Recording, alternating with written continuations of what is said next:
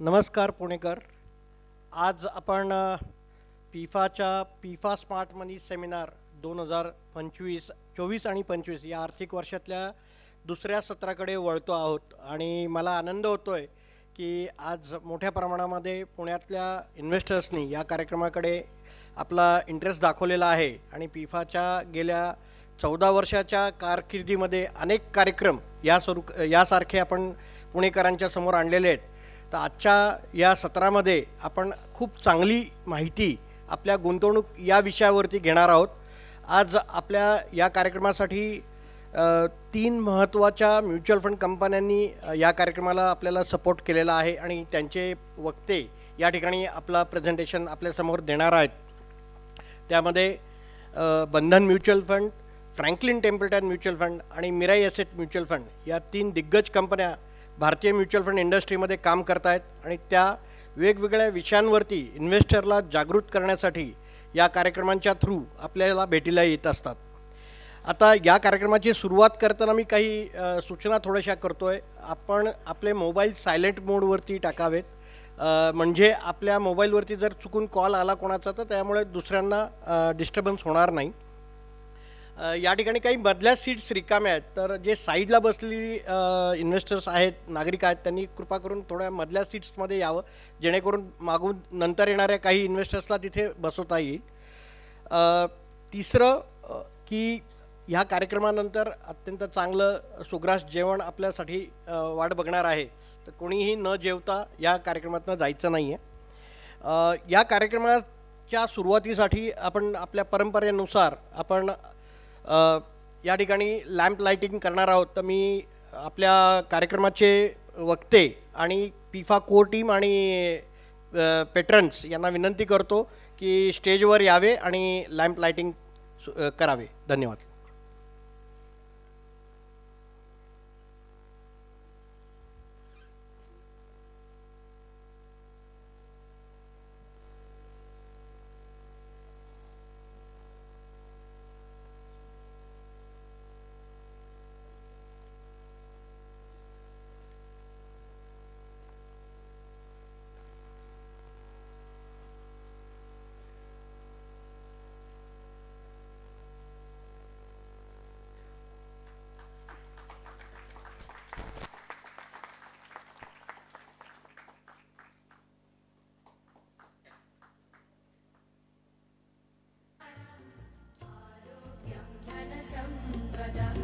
शुभं कुरु त्वं कल्याणम् आरोग्यं धनसम्पदः शत्रुबुद्धिविनाशाय दीपज्योतिर्नमोऽस्तु ते दीपज्योतिर्नमोऽस्तु ते दीपज्योतिः परब्रह्म दीपज्योतिर्जनार्दनः दीपज्योतिर्परब्रह्म दीपज्योतिर्जनार्दनः दीपो हरतु मे पापं सन्ध्यादीपनमोऽस्तु ते ओ दीपब्रह्मरूपस्त्वं ज्योतिषां प्रभुरव्ययः ओ दीपब्रह्मरूपस्त्वं ज्योतिषां प्रभुरव्ययः आरोग्यं देहि पुत्रांश मतिं स्वच्छां हि मे सदा रवेरस्तं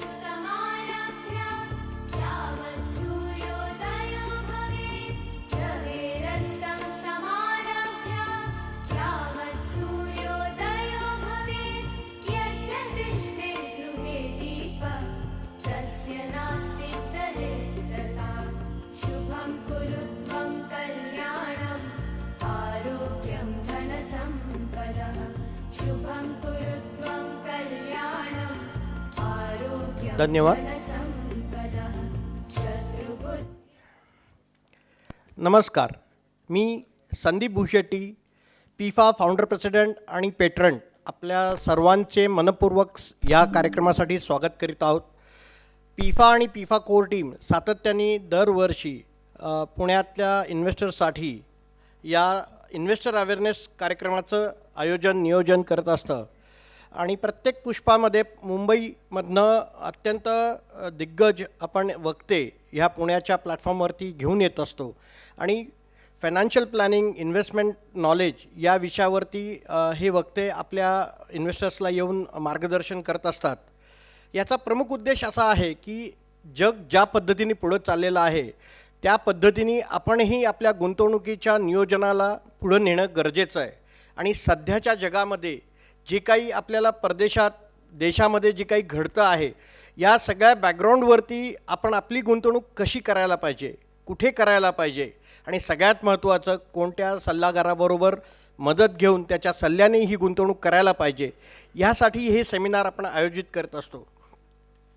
कारण जसं महाभारतामध्ये अर्जुनांना बरोबर घेऊन पांडवांसाठी कृष्णाने सल्ला दिला आणि त्यानंतर पांडवांना युद्धामध्ये विजय मिळवता आला, तसं आपल्याही जीवनामध्ये आर्थिक संकटांच्या पुढे आपल्याला जर जायचं असेल तर एक योग्य सल्लागार अत्यंत महत्त्वाचा असतो.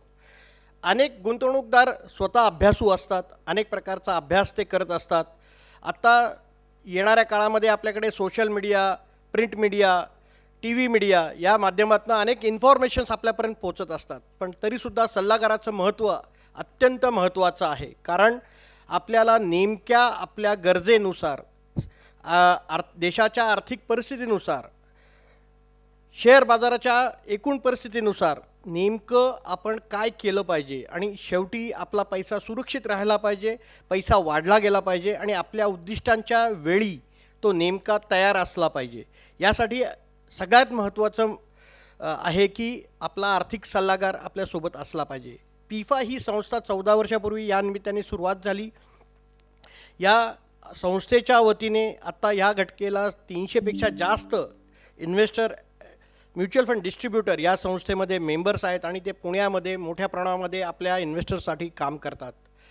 सांगायला अत्यंत आनंद वाटेल की आज पुणे शहर हे भारतातलं 4थं सगळ्यात मोठं शहर आहे की या शहरातनं सर्वात मोठी गुंतवणूक म्युच्युअल फंड या प्रोडक्टकडे जाते.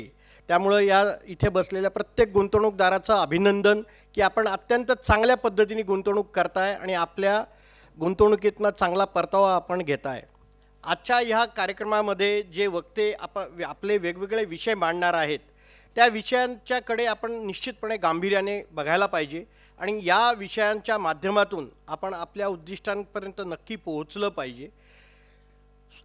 किचकट विषय, पैसा नियोजन करणं हा किचकट विषय आहे, पण हा विषय अतिशय सोप्या पद्धतीने आपल्यापर्यंत मांडण्याचा प्रयत्न आजचे वक्ते करणार आहेत. संपत्ती निर्मिती ही एक खूप मोठी गोष्ट आहे आपल्या आयुष्यातली.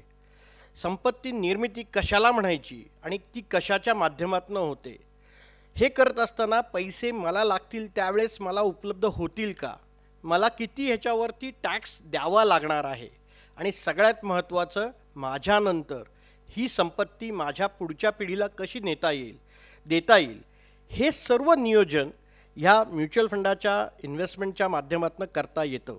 आणि ते कसं आणि का करायला पाहिजे हेच आज आपले वक्ते आपल्याला सांगणार आहेत. आजचं पहिलं पुष्प ह्या सत्रातलं करण्यासाठी आपण सुरू करणार आहोत. त्या अगोदर मी पिफाचे आमचे प्रेसिडेंट यावर्षीचे श्री सुहास अकोले यांना मी मंचावर आमंत्रित करतो की गेले अनेक वर्ष पिफा कशा पद्धतीने काम करत आहे आणि येणाऱ्या काळामध्ये पिफा कोणते सत्र आपल्यासाठी घेऊन येणार आहेत त्याबद्दलची थोडक्यात माहिती देतील श्री सुहास अकोले. धन्यवाद.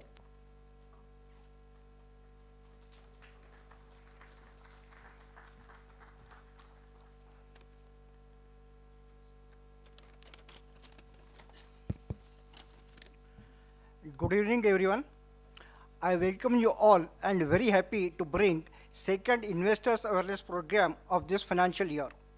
After the positive response from the first successful IIP in October, as many of you may have already aware, PIFA is a mutual fund distributors association and we have more than 325 members. We have been conducting these IIPs for almost 10 years, which have been highly successful, well recognized and greatly appreciated by investors at large. The purpose behind conducting IIP is that we feel the investor should be well educated. It shall help them to mitigate risk, make informed decisions and achieve their goals effectively.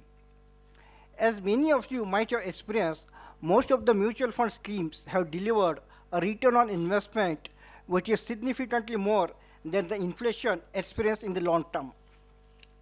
Talking about the numbers, here are some interesting facts about the mutual funds. The mutual funds valuations as of 30th November 24 was 68.08 trillion, that is 68 lakh crores. And the valuation 10 years back was 9.59 trillion, that is 9.5 lakh crore. It means the valuation has gone up almost 7 times in the last 10 years. Our city Pune accounts for almost 4% of the total assets of mutual funds, which is about 2.5 lakh crores of rupees, and ranked fourth on national level in terms of total valuation.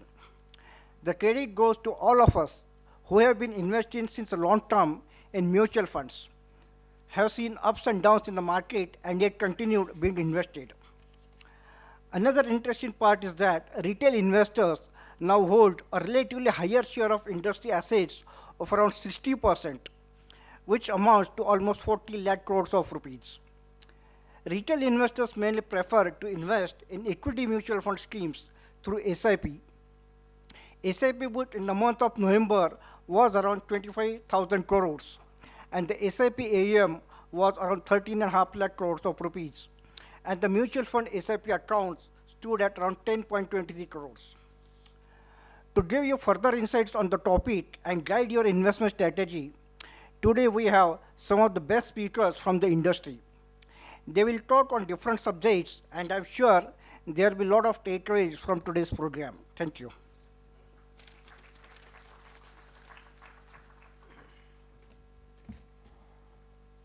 धन्यवाद सुहास. आजच्या सत्रामध्ये आपण प्रामुख्याने भारतात नेमकं काय चाललं आहे आणि त्यानुसार आपण आपल्या गुंतवणुकीचा निर्णय कसा करावा यावरती नक्कीच विचार विनिमय करणार आहोत. साधारणपणे आता आपण 2024च्या अंतापाशी आहोत. अगदी थोडे दिवस राहिले 2024ला. 2025 अगदी उंबरठ्यावरती आहे. साधारणपणे 2030पर्यंत भारत ही जगातली तिसरी महासत्ता, आर्थिक महासत्ता म्हणून जाण्याची शक्यता आहे, असं प्रिडिक्शन वर्ल्ड बँक आणि अनेक संस्थांनी या निमित्ताने केलेलं आहे.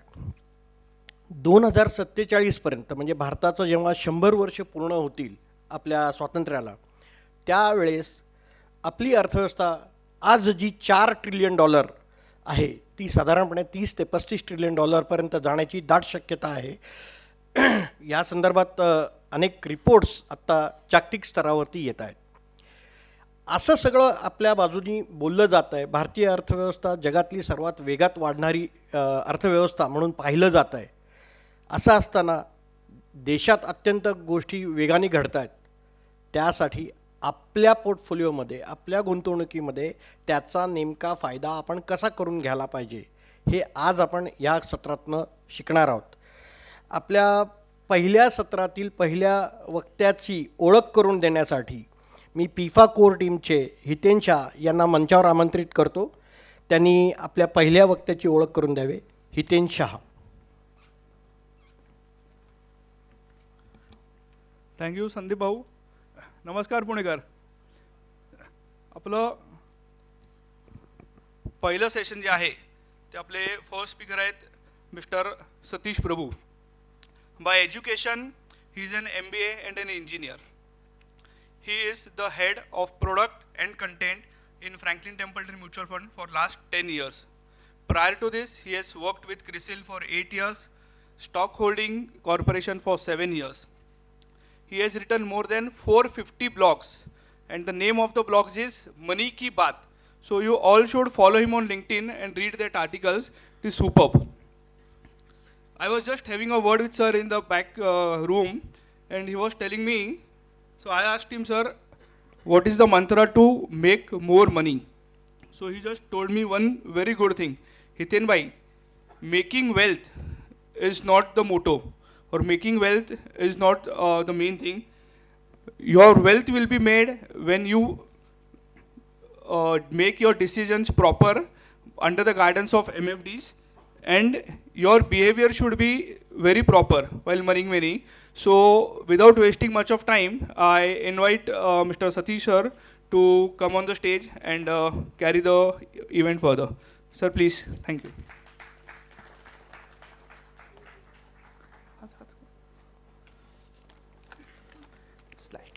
Slide.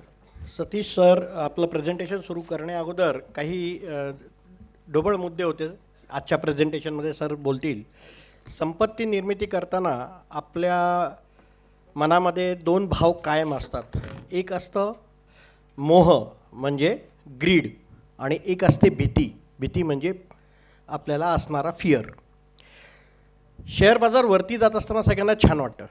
मी केलेली गुंतवणूक खूप छान आहे, म्युच्युअल फंड असेल, शेअर असतील, माझे पैसे वाढत आहेत. पण अचानक युद्धाच्या बातम्या येतात, अचानक कुठल्या तरी आर्थिक घोटाळ्याच्या बातम्या येतात, अचानक सरकार पडतं, अचानक पंतप्रधान बदलतात, अचानक वित्तमंत्री बदलतात आणि त्याच्यातनं मोठ्या प्रमाणामध्ये बाजारामध्ये चढ उतार निर्माण होतात. आणि मग मला भीती वाटायला लागते की मी केलं आहे ते बरोबर केलं आहे का. आणि आत्ता जो माझा नफा माझ्या पोर्टफोलिओमध्ये आहे तो मी कसा प्रोटेक्ट करावा आणि मी घाबरून पटकिनी माझ्या पोर्टफोलिओमधनं बाहेर पडतो. याला म्हणतात बिहेवियरल इम्पॅक्ट ऑन अस, म्हणजे आपल्यावरती होणारा वेगवेगळ्या घटनांचा परिणाम.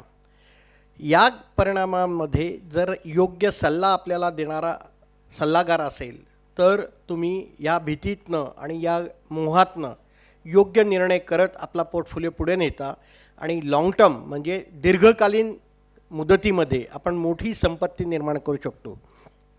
मी सतीश सरांना मंचावर आमंत्रित करतो आपलं प्रेझेंटेशन करण्यासाठी. धन्यवाद.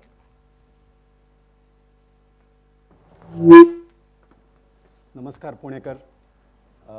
Thank you PIFA for inviting me for this session and lovely audience here. So my session is titled Investing Facts with Stories.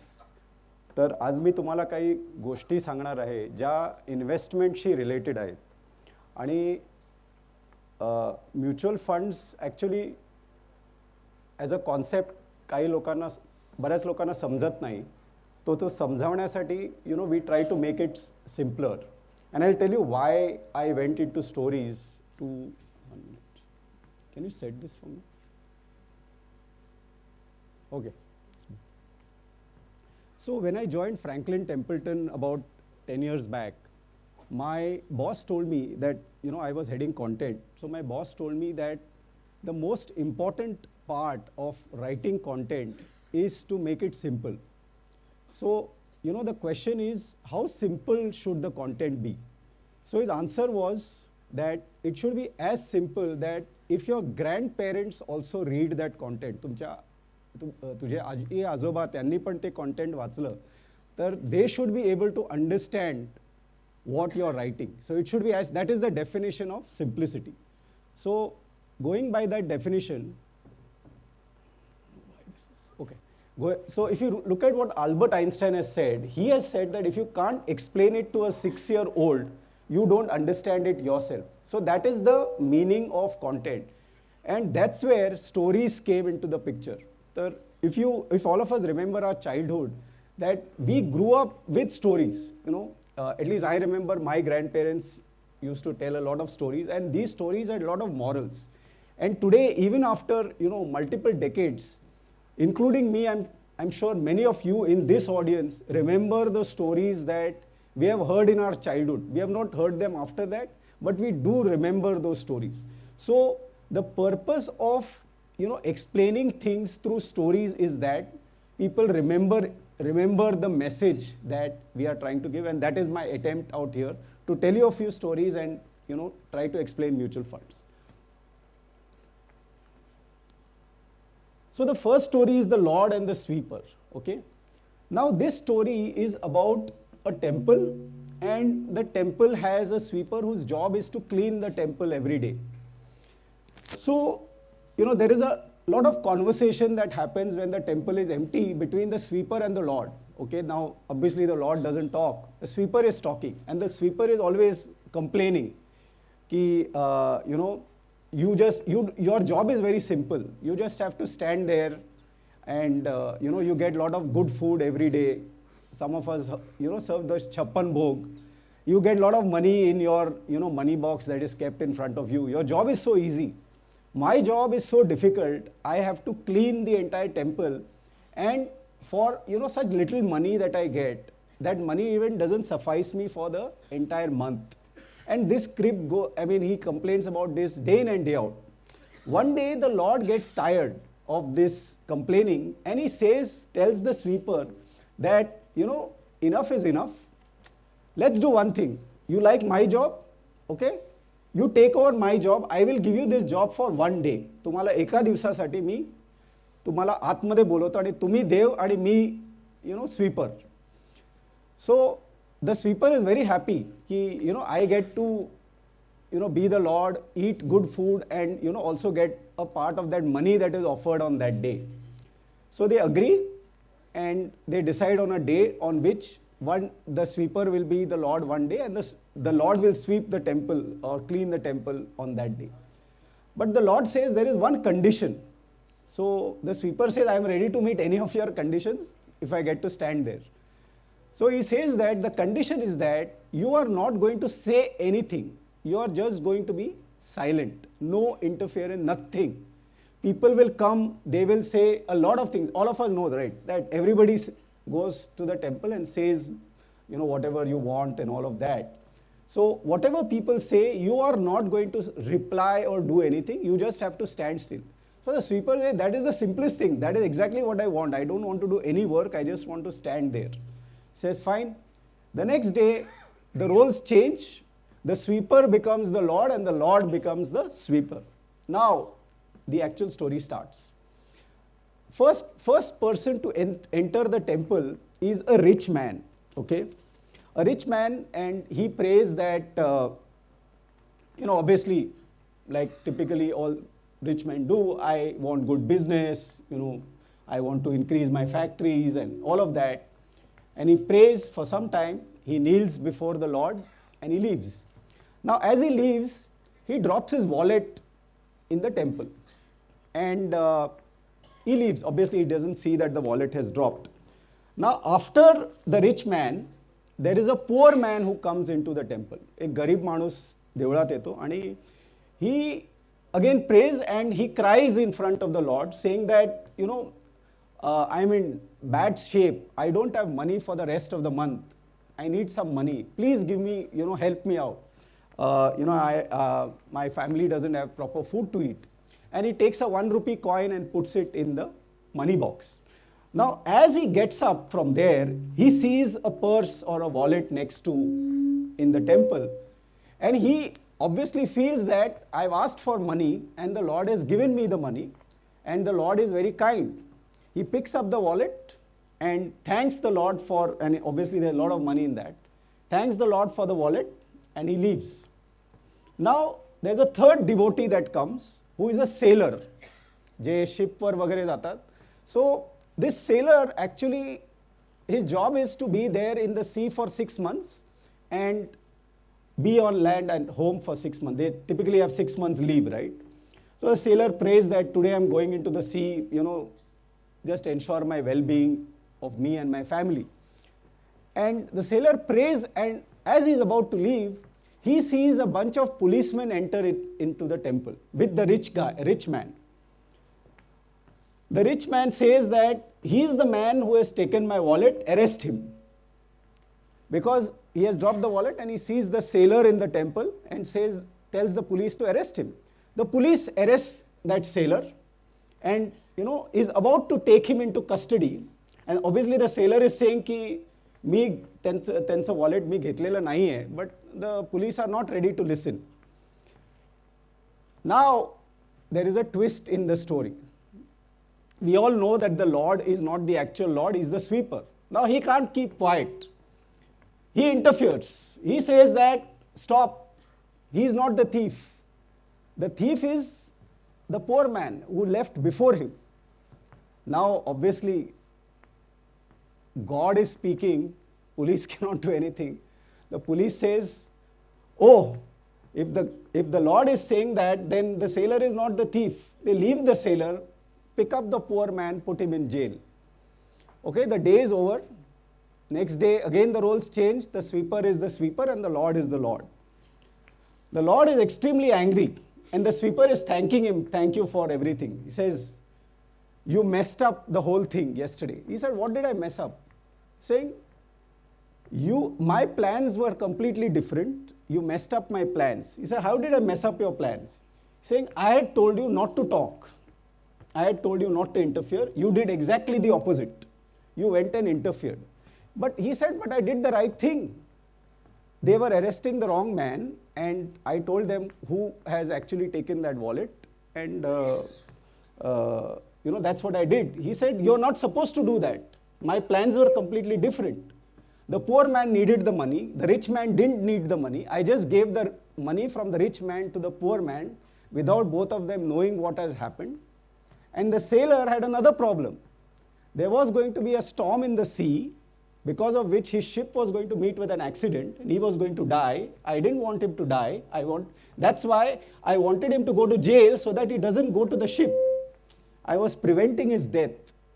Now you messed up the whole thing. The sailor is dead. The poor man is in jail. My whole plan has gone for a toss. Now, obviously, I have to link the story to investing, right? So, what happens when you interfere is the moral. All of us invest, right? But you don't allow your MFDs to run the show.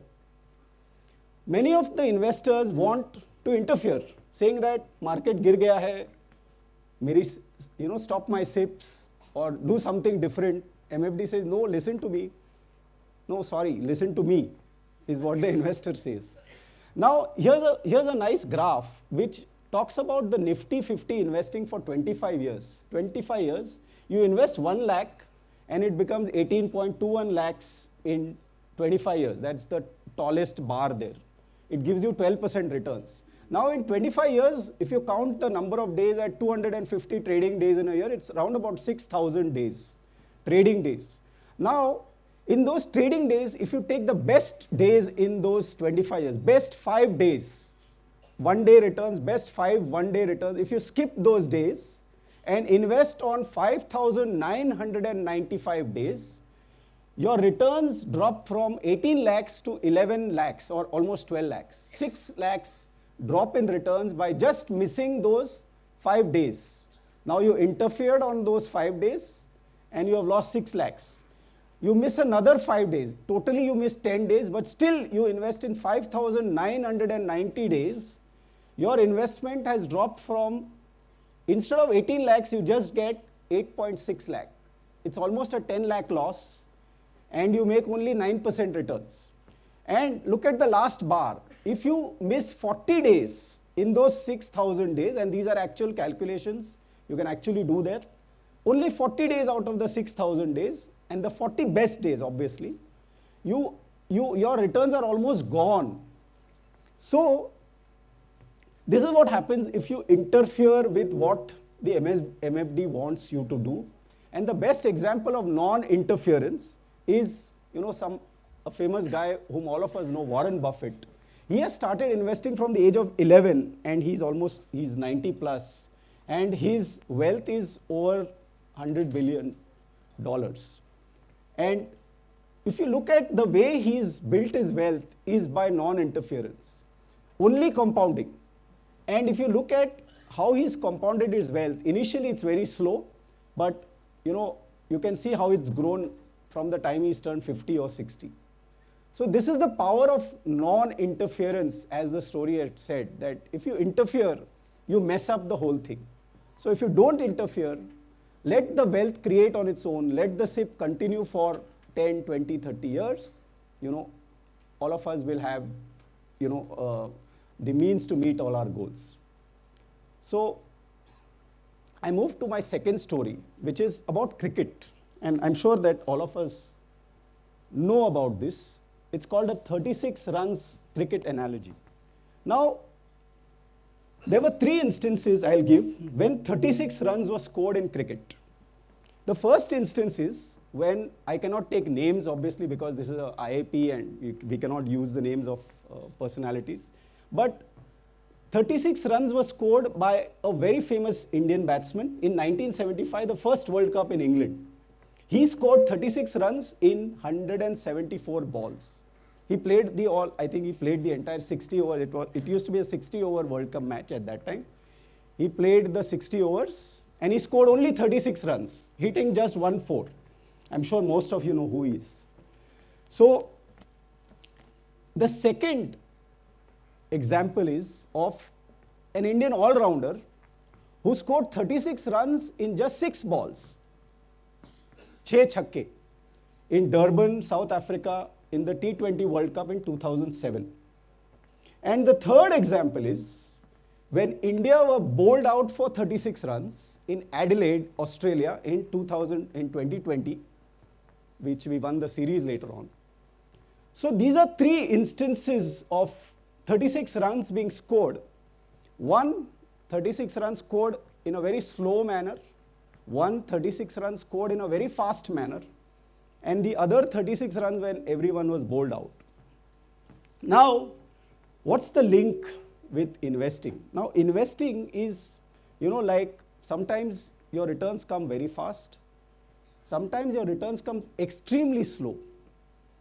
And sometimes everything that you invest, whether it's gold, stocks, bonds, whatever you invest, everything is going slow. Kisme bhi paise nahi aa rahe. So this 36 runs analogy is actually linked to investing. And if you actually look at all the 3 batsmen, the batsman who scored 36 runs in 174 balls was one of the best Indian batsmen at that point of time or over his career. The one who scored 36 as an all-round was one of the best all-rounders that India had. And obviously Indian team in Australia at that time was ranked number 1 or still is ranked number 1. So everything is good, but sometimes things don't work out, right? So this is the graph of the Sensex. Ideally, all of us want the Sensex to go like this, right? We don't want the Sensex to fall at all. We just want it to go like this. But look at each milestone. Each milestone has taken different times. But we still want, if you look at it from 20,000 to 30,000, it has taken almost 10 years. 10,000 बढ़ने के लिए 10 साल लगे. But look at 70,000 to 80,000, less than 6 months. Less than 6 months. So different time frames to reach different milestones. But if you look at each milestone, there has always been a fall. But what is the direction of the Sensex? The direction of the Sensex is upwards, right? So the batsman who scored slow was not the worst batsman. He scored slow on that day. India got all out at 36 was not because we were a bad team. We played bad on that day. But later on we won the series. So similarly, the markets are bad at some points of time. But they are not bad always. You just have to wait. If you are ready to wait, then it can do wonders. So moving on to the third story. The third story is about 5 grains of rice. And this is about a wealthy man. He had 3 kids. And he wanted to know who can take over my business. So he decided to play something with the kids. And he called them and he said that, तांदळाचे 5 दाणे त्यांच्या हातात दिले आणि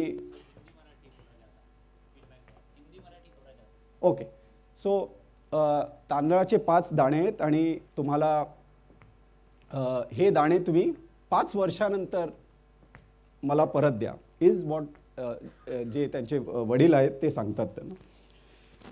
so the first पहिला जो मुलगा आहे त्यांचा तो ते 5 दाणे फेकून देतो आणि ही डिसाइड्स दॅट ते 5 दाणे मी कधी दुकानातून आणून त्यांना देऊ शकतो. So he just throws it away, फेकून देतात. दुसरा जो मुलगा आहे तो एक ज्याच्यात आपण दागिने वगैरे ठेवतो अशा डब्यात ते दागिने ठेवतो, ते दाणे ठेवतो आणि कपाटात नेऊन ते 5 दाणे कपाटात नेऊन ठेवले. आणि जो तिसरा मुलगा आहे तो काय करतो, ते दाणे शेतात पेरून हे करतो, फील्डमध्ये ही सोज दोज ग्रेन्स. आणि थोड्या वेळात जे 5 दाणे आहेत इट मल्टिप्लाइज इंटू 100 ग्रेन्स. काही वेळात 100चे 1000 दाणे होतात आणि त्यांना शेवटी त्यांची जी शेती आहे ती पुरत नाही, म्हणून ती मोठी शेती ते दाणे पेरतात. आणि नंतर आफ्टर 5 years त्यांच्याकडे you can say tons of rice एवढा तांदूळ असतो त्यांच्या वडिलांना देण्यासाठी. सो ऑब्व्हियसली ह्याच्यातून आपण काय माहिती घेतो की जर आपण लॉंग टर्म ज्यांनी हे राईसचे दाणे जसे आपण पेरले तसे जर आपण पैशाचा पण वापर करू, तर जो पहिला मुलगा आहे त्यांनी जे केलं ते काय असतं की आपण पैसे स्पेंड करतो. नॉर्मली आपण पैसे स्पेंड करतो आणि आपण काही सेव्ह करत नाही. त्या मुलाने जसं केलं ते 5 दाणे फेकून दिले. आपण स्पेंड करतो, आपण काही सेव्ह करत नाही आणि शेवटी आपल्याला जर गरज असते पैशाची, आपण बँकेत जाऊन लोन घेऊन आपलं त्या ज्या गरजेसाठी आपण हे केले, आपण लोनने ती गरज आपण हे करतो.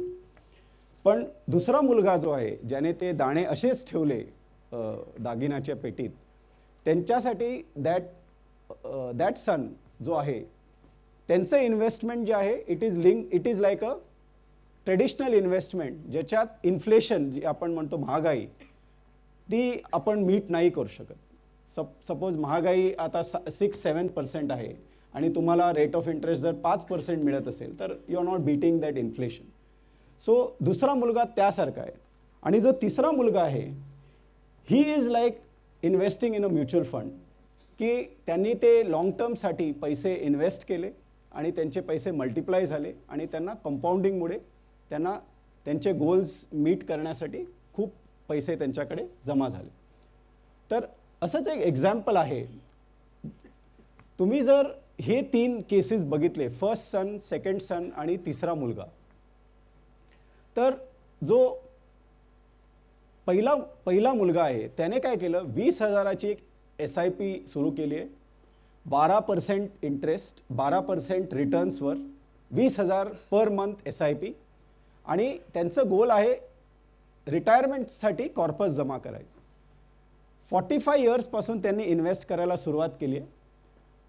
15 वर्ष इन्व्हेस्ट केले 20,000 आणि एक आहे त्यांनी दरवर्षी 20,000 10% वाढवले, म्हणजे स्टेप अप SIP केली आणि एव्हरी इयर 10% वाढवले. त्यांनी इन्व्हेस्ट केले 76 lakhs आणि त्यांच्याकडे कॉर्पस 60 years नंतर जमा झाले 1.65 crore. दुसऱ्या मुलाने 35 वर्षात सुरुवात केली इन्व्हेस्ट करायला, 60th year पर्यंत इन्व्हेस्ट केलं. 25 वर्ष मिळाली त्यांना इन्व्हेस्ट करण्यासाठी. 10,000 रुपये मंथली इन्व्हेस्ट केले. परत एव्हरी इयर त्यांनी 10% वाढवले इन्व्हेस्टमेंट. 1.18 crore इन्व्हेस्ट केले आणि त्यांचं कॉर्पस जे आहे 60th yearमध्ये ऑलमोस्ट 4 crore झालेलं आहे. जो लास्ट मुलगा आहे त्याने 25th year पासून इन्व्हेस्ट करायला सुरुवात केली आहे. 12% rate of returns, 10% every year SIP वाढवलेली आहे. पण SIP amount is only 5,000 rupees, 5,000 रुपयाची SIP. इन्व्हेस्टमेंट अमाऊंट बघा 1.63 crore आणि total corpus after 60 years is almost 8 crore. So ह्याच्यात आपण काय बघतो की अमाऊंट इज नॉट इम्पॉर्टंट. तुम्ही किती इन्व्हेस्ट करता इज नॉट इम्पॉर्टंट, किती वेळासाठी इन्व्हेस्ट करता that is more important. So the third son, तिसरा मुलगा इज द मोस्ट इंटेलिजंट, की त्यांना 60th yearमध्ये almost 8 crore only by investing 5,000 rupees and then increasing it by 10% every year केल्यामुळे त्यांना तेवढी रक्कम जमा करता आली. Fourth story is about enjoy the coffee. आणि ही स्टोरी एका कॉलेज प्रोफेसर आणि कॉलेजमध्ये एक ॲल्युमनाय असोसिएशन असतं की पास्ट त्यांचे स्टुडंट्स त्यांना एकदा भेटण्यासाठी जातात त्या प्रोफेसरांना. आणि भेटल्यानंतर आपसात ऑब्व्हियसली बऱ्याच वर्षानंतर भेटल्यामुळे ते स्टुडंट्स आपसात बोलत असतात की घरात काय चाललं आहे, मुलं काय करतात, ऑफिसमध्ये काय चाललेलं असतं. सुरुवातीला सर्व गोड गोड बोलले आणि नंतर सगळ्यांनी आपले आपले कंप्लेंट सुरू केले. माझ्या लाईफमध्ये हा प्रॉब्लेम आहे, माझा बॉस असा आहे, अजून काय काय प्रॉब्लेम्स लाईफमध्ये, ते सगळे प्रॉब्लेम्सबद्दल बोलायला सुरुवात केली आणि प्रोफेसर सगळे हे सगळं ऐकत होते. थोड्या वेळाने प्रोफेसरांनी काय केलं, सगळ्यांसाठी एक कॉफी घेऊन आले आणि बरेचसे कप्स समोर मांडून ठेवले आणि कप्स वेगवेगळ्या टाईप्सचे होते. प्लॅस्टिकचे कप्स होते, काचेचे होते, सिरॅमिकचे होते, वेगवेगळे शेप्स होते, स्वस्त होते, काही महाग होते, बरेच टाईप्सचे कप्स होते. त्यांनी ऑब्झर्व केलं की सगळे जे स्टुडंट्स आहेत सर्वांनी बेस्ट जे कप्स त्यांना दिसले त्याच्यात त्यांची कॉफी घेतली आणि सर्व आपली कॉफी प्यायला सुरुवात केली. तर प्रोफेसर म्हणाले की मी एक ऑब्झर्व केलं की तुम्हाला सगळ्यांना लाईफमधलं बेस्ट हवं आहे. म्हणजे कॉफीचे कप्स तुम्ही जसं घेतलं तसं तुम्हाला लाईफमध्ये सर्वच बेस्ट हवं आहे. बट एक लक्षात ठेवा की तुम्ही जेव्हा बेस्टच्या मागे धावता that is the cause of all the problems. तुम्ही प्रॉब्लेम्स जवळ घेता, त्याच्यामुळे सर्व तुम्हाला बेस्ट हवं आहे.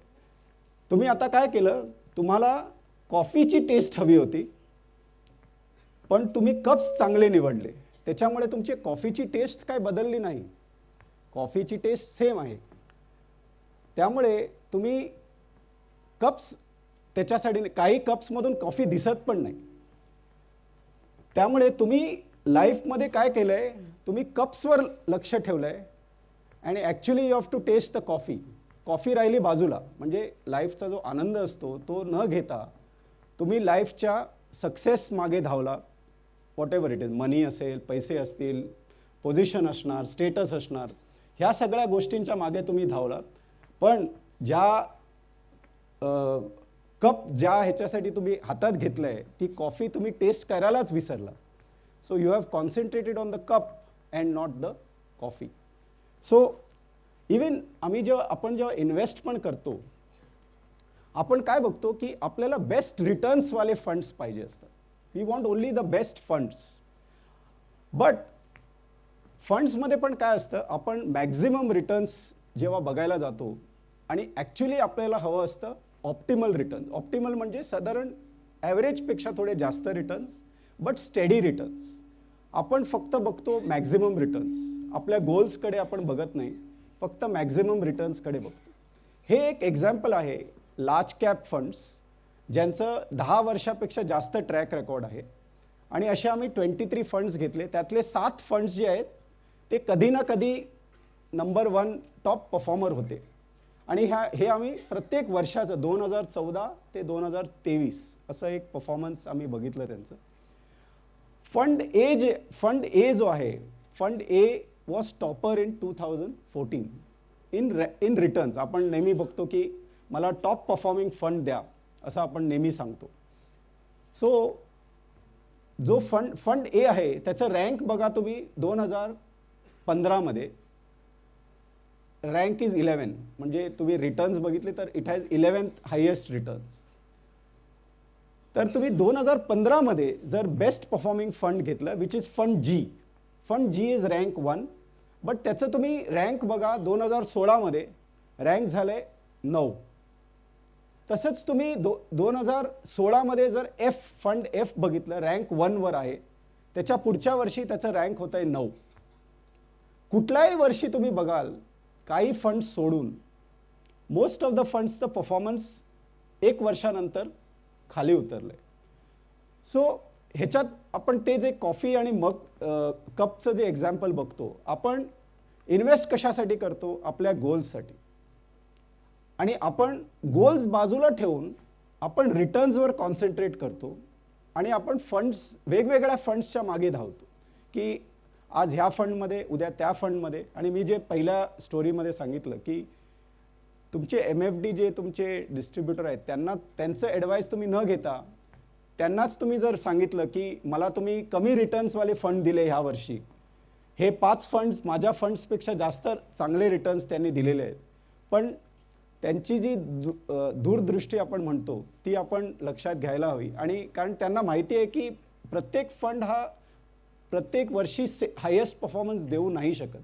सो आपण जे मॅक्झिमम रिटर्न्स आणि ऑप्टिमल रिटर्न्स जे म्हणतो, ऑप्टिमल म्हणजे जे ॲव्हरेजपेक्षा बेटर असणारे फंड्स, ते आपण जर घेतले तर that is a better way of having investing. Similarly तुम्ही हे जर बघितलं, आपण इक्विटीमध्ये पैसे टाकतो, गोल्डमध्ये टाकतो आणि किंवा कुठल्याही डेट इन्स्ट्रुमेंटमध्ये पण टाकतो, त्याच्यात पण तुम्ही बघाल तर दरवर्षी इक्विटी नेहमी बेस्ट रिटर्न्स देत नाही. कधी गोल्ड देतं, कधी गोल्ड खाली पण असतं, कधी इक्विटी एकदम खाली पण असतं. So you have to invest across various instruments so that you are able to get optimal returns. तसंच तुम्ही लार्ज कॅप बघा, मिड कॅप बघा, स्मॉल कॅप बघा, they are not doing well every year. तुम्ही प्रत्येक आज मला लार्ज कॅप हवा आहे, उद्या मला मिड कॅप हवा आहे, परवा मला स्मॉल कॅप हवं आहे, असं जर करत राहिलात तर you will somewhere get lost, like that professor sed. Similarly तुम्ही इंडियन फंड्समध्ये करत असाल, US फंड्समध्ये करत असाल, त्याच्यात पण कधी इंडियन फंड्स वरती आहेत, कधी US फंड्स वरती आहेत, कधी इंडियन फंड्स खाली आहेत, कधी US फंड्स पण खाली आहेत. So it is not that every time you get the best returns. You have to invest across सगळ्या वेगवेगळ्या टाईप्सच्या ॲसेट क्लासेसमध्ये इन्व्हेस्ट कराल तरच तुमचे रिटर्न्स बॅलन्स्ड राहतील आणि तुमच्या I will say that stress free पण असाल तुम्ही. सो आपण नेहमी सांगतो की मार्केट व्हॉलेटिलिटीमध्ये आपलं परफॉर्मन्स खराब झालं आहे, पण मार्केट व्हॉलेटिलिटीमध्ये नसतं परफॉर्मन्स खराब होत, आपल्या इन्व्हेस्टरच्या बिहेवियरमुळे परफॉर्मन्स खराब होतं. So you know this is the moral of that story की the happiest people don't have the best of everything, they just make the best of everything. This story is about Jeff Bezos म्हणून जे आहेत ॲमेझॉनचे founder, त्यांच्याबद्दल ही story आहे. त्यांना नेहमी विचारतात लोक की पुढच्या 10 वर्षात काय बदलणार आहे, कारण ते टेक्नॉलॉजी आणि त्यांचं जे प्लॅटफॉर्म आहे त्याच्यात बरेचसे काय काय ॲमेझॉन इज व्हेरी फेमस, आपण बरेच ॲमेझॉनमधून खरेदी करतो. त्यांना नेहमी विचारतात की what's going to change in the next 10 years, पुढच्या 10 वर्षात काय बदलाव येणार आहेत. ते सांगतात की I don't look at this, I look at what's not going to change in the next 10 years.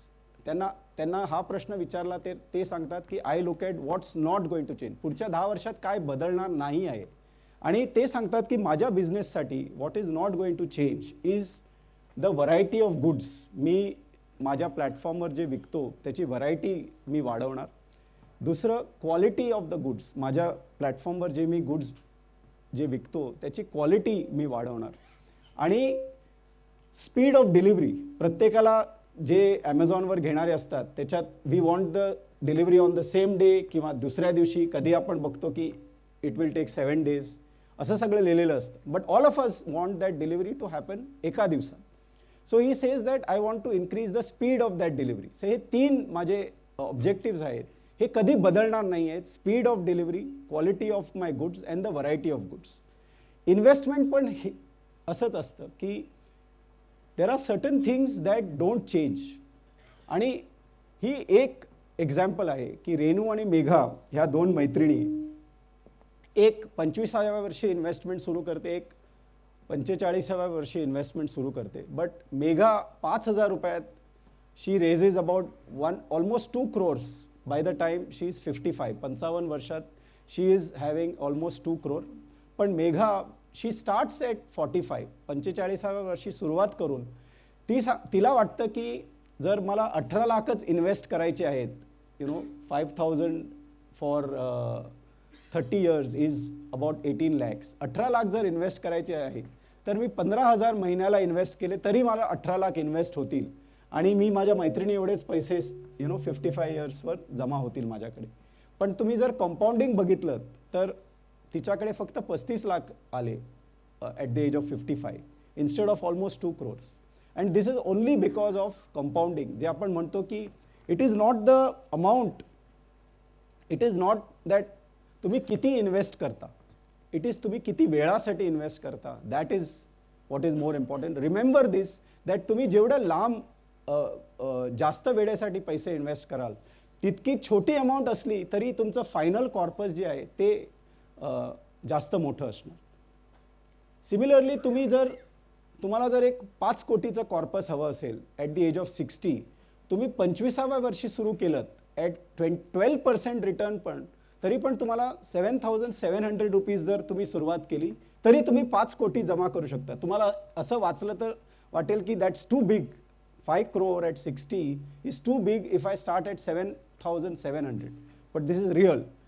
छोटी अमाऊंट असली पण तुमचं पिरियड जर 35 years असेल तर you can still get 5 crore. But तुम्ही 5-5 वर्षाचं डिले केलं तर तुमचं अमाऊंट जे इन्व्हेस्टिंग अमाऊंट आहे ती डबल होते. 7,700च्या ऐवजी तुम्हाला 14,000 इन्व्हेस्ट करावे लागतील to get that 5 crore. 5 crore मिळतील पण 7,500च्या ऐवजी तुम्हाला 14,000. अजून 5 वर्ष डिले केले तर 14च्या ऐवजी 26,000 इन्व्हेस्ट करा आणि 5 कोटी घ्या. तसेच 50,000 इन्व्हेस्ट करून सो ॲट 12% तुम्ही जसं जसं तुमचं पिरियड कमी कमी होत जातो तुमचं जे इनिशियल इन्व्हेस्टमेंट आहे ती वाढत जाते. सो दीज थिंग्स हे इन्व्हेस्टमेंटमध्ये पण असंच आहे. काही गोष्टी या बदलणार नाहीच. 10 वर्षापूर्वी असेल, आत्ता असेल किंवा 10 वर्षानंतर ह्या गोष्टी अशाच राहतील. ही लास्ट स्टोरी आहे टू फोकस ऑन गोल्स. आता एका माणसाला झोपेत एक स्वप्न येतं की तो असं 2 दारांसमोर उभा आहे आणि एक दार उघडल्यानंतर त्याला असं चित्र दिसतं की एका टेबलावर जेवण आहे आणि लोक बसलेली आहेत आणि त्यांच्या हातात असे लांब चमचे आहेत, लांब चमचे, आणि ते चमचे एका बाजूला बांधलेले आहेत त्यांच्या हाताला आणि ते जेवण त्याच्यातून चमच्यातून काढतात आणि पण त्यांना घास घेता येत नाही त्यांच्या तोंडात. तो घास बाहेर पडतोय कारण ते चमचे खूप लांब आहेत. आणि त्यामुळे ते जे लोक त्या रूममध्ये आहेत ते खूप दुःखी आहेत आणि खूप बारीक असे अशक्त टाईप आहेत. दुसरं दार जे आहे जेव्हा ते उघडतात ते बघतात की तिकडे पण तसंच आहे. एक राऊंड असं टेबल आहे आणि मध्ये जेवण आहे पण तिथली लोक खूप सुखी आहेत आणि सदृढ पण आहेत. का? कारण त्यांच्याकडे पण असेच लांब स्पून आहेत पण ते काय करत आहेत, ते स्वतः जेवत नाही आहेत, ते त्या चमच्याने दुसऱ्यांना देत आहेत जेवण आणि त्यांना कोणतरी दुसरं देतोय. तर ते रूमच्या बाहेर येतात आणि एक जे गार्ड उभे आहेत त्या रूम्सच्या बाहेर त्यांना विचारतात की काय दोन्ही रूम्स एकसारखे आहेत पण एका रूममध्ये लोक अशक्त आहेत, दुसऱ्या रूममध्ये लोक खुश दिसतात, असं काय? तर ते म्हणतात की एक स्वर्गाचं द्वार आहे आणि एक नरकाचं द्वार. तर जे स्वर्गाचं द्वार आहे त्याच्यात लोक खुश आहेत कारण ते दुसऱ्यांबद्दल विचार करतात आणि जे नरकाचं आहे ते असं आहे की लोक फक्त स्वतःबद्दल विचार करतात, दुसऱ्यांबद्दल गया भाड में असं म्हणतात त्या टाईप्स. तर इन्व्हेस्टिंगमध्ये पण आपण जर स्वर्गासारखा विचार केला की लॉंग टर्म इन्व्हेस्टिंग म्हणतो आपण किंवा पेशन्स आपण ठेवलं किंवा मार्केट खाली आहे तरी काही टेन्शन नाही, मी इन्व्हेस्ट करत राहीन, असं जर विचार केलं तर तुम्हाला रिटर्न्स पण चांगले मिळतील. बट तुम्ही फक्त स्वतःसाठी विचार केलात, त्यात ग्रीड आणि फिअर आपण जे म्हणतो, आपण लालच दाखवलं की आपल्याला जास्त पैसे हवे आहेत, मार्केट रिटर्न्स जास्त असताना आपण जास्त पैसे टाकले, मार्केट पडलं तेव्हा आपण पैसे काढले, हे जर आपण करत राहिलो तर आपल्याला लेफ्ट साईडचं जे पिक्चर आहे त्यासारखे रिटर्न्स आपल्याला दिसतील. त्यामुळे तुम्ही जर मॉर्गन हाउसलचं एक पुस्तक आहे सायकोलॉजी ऑफ मनी, त्याच्यात ते सांगतात की investing is not about finance. Investing पैशाबद्दल नाही आहे, इट इज अबाउट बिहेवियर. आपण जसं बिहेव करतो तसे आपल्याला पैसे मिळतात. त्यामुळे तुमचं जर पैशाकडे बघण्याचा जो दृष्टिकोन आहे तो जर त्या 2 पिक्चर्स जे आधी होते स्वर्ग आणि नर्क त्यासारखे जर तुमचा दृष्टिकोन असला त्याप्रमाणे तुम्हाला पुढे तुम्हाला रिटर्न्स मिळतील.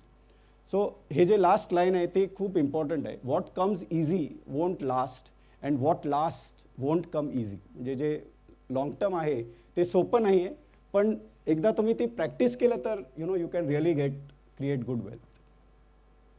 So these are some of the key takeaways equity is the best compounder. Equityमध्ये जर तुम्ही इन्व्हेस्ट केलं तर तुम्हाला वेल्थ क्रिएशन इझी वाटेल आणि लाँग टर्मसाठी इन्व्हेस्ट करा आणि ग्रीड अँड फिअरपासून लांब राहा. तुम्ही जास्त ॲसेट क्लासेसमध्ये डायव्हर्सिफाय करा आणि जेवढ्या लवकर सुरुवात कराल तेवढी बरी आणि स्टेप अप SIP केलं तर it's a big advantage. Thank you so much, and I enjoyed the session with you. Thank you sir. Yeah.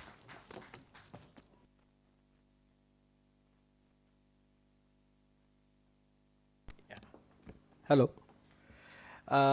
आत्ताच्या प्रेझेंटेशनमध्ये अनेक गोष्टींमधनं प्रभू सरांनी आपल्याला गुंतवणूक कशी करायला पाहिजे आणि सगळ्यात महत्त्वाचं आपण स्वतः गुंतवणूक करताना कसं बिहेव करायला पाहिजे. एक छोटंसं उदाहरण म्हणून सांगतो. म्युच्युअल फंडात खूप वेळा लोकांना असं वाटतं की खूप कमी पैसे मिळतात किंवा अगदी छोट्या पिरियडमध्ये कदाचित निगेटिव्ह रिटर्न येतात. पण 1993 साली म्युच्युअल फंडात एक योजना आली आणि त्या योजनेत जर एखाद्या व्यक्तीने ₹1,00,000 इन्व्हेस्ट केले असते आणि तो आजतागायत त्या गुंतवणुकीमध्ये राहिला असता तर ₹1,00,000 साधारणपणे ₹4.25 कोटी झालेले आहेत. ह्याचा जर विचार केला तर ह्याच्यात पैसे खूप प्रचंड वाढले. पण सगळ्यात महत्त्वाची गोष्ट काय की तो माणूस गेले 29 वर्ष ह्या इन्व्हेस्टमेंटमध्ये राहिला, त्याच्यामुळे ही मोठी संपत्ती निर्मिती त्याला पाहायला मिळाली. सो मुख्य आजच्या प्रेझेंटेशनमधला जो सार होता की हाऊ यू बिहेव हा खूप महत्त्वाचा विषय आहे. तुम्ही तुमच्या उद्दिष्टांप्रमाणे आपल्या घरात छोटी मुलं असतात, त्या मुलांच्या उच्च शिक्षणासाठी आपण काही गुंतवणूक करत असू तर मुलं जेव्हा ॲक्च्युली उच्च शिक्षणाला जाणार आहेत त्याच वेळेस त्या गुंतवणुकीला हात लागला पाहिजे, ना की बाजार खाली आहे म्हणून बाहेर पडलं पाहिजे किंवा वरती आहे म्हणून बाहेर पडलं पाहिजे. सो हा मुद्दा आहे. अत्यंत सुंदर प्रेझेंटेशन सरांनी केलं आहे. या प्रेझेंटेशनच्या नंतर पिफाच्या वतीने मी सरांचा सत्कार करू इच्छितो. तर मी पिफाचे पेट्रन श्री अजय लड्डाजी आणि को टीम मेंबर वृषभ शाह यांना मंचावर बोलवतो आणि सरांचा सत्कार करण्याचं मी आमंत्रण करतो. धन्यवाद.